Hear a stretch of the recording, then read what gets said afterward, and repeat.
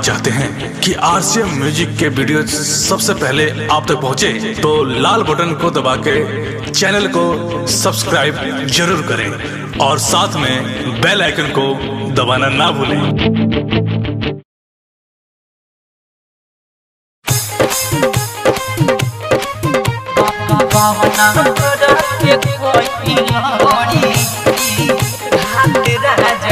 Music director Shashi Singh.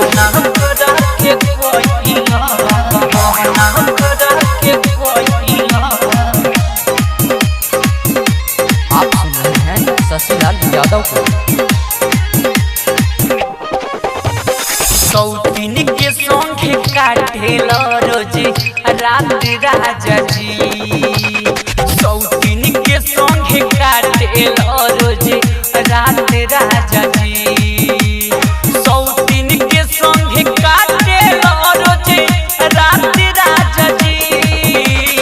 गवना करा के कोइला, गवना करा के कोइला, गवना करा के कोइला, गवना करा के कोइल अबोरी घाट राजा जी। सौतीन के संगे काटेला रोज रात राजा जी। गवना करा के कोइला, कोइला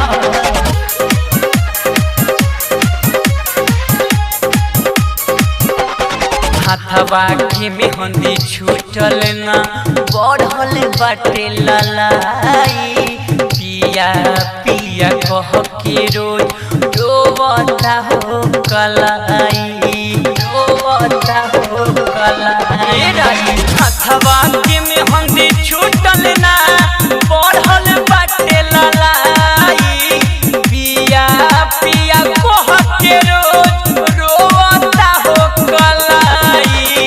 कहियो ना हमसे करेला मीठी बात राजा जी, सौतीन के संगे काटेला रोज रात राजा जी। गवना करा के कोइला,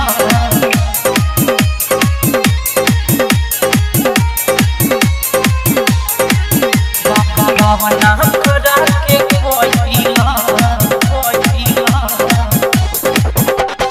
कहिया ले चुप के रही घूंघट में ये पिया, रतिया में नींद आवे ना जोरते रहे दिया, जोरते रहे आईना।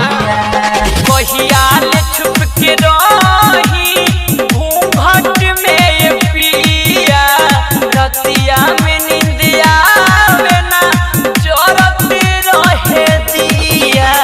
कहिया तू करबो हमसे प्यार शुरू हुआ तेरा जजी, सौतीन के संगे काटेला रोज रात राजा जी।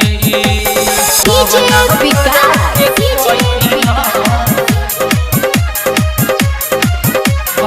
रीगा सीतामढ़ी,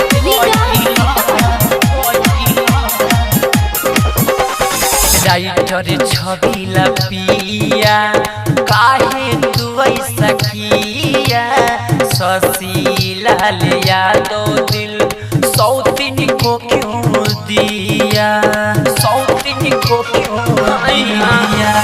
राइटर छबिला पिया काहे तू ऐसा किया, शशिलाल यादव दिल सौतीन को क्यों दिया। भर जाता पिया आंसू से रोज आँख राजा जी, सौतीन के संगे काटेला रोज रात राजा जी।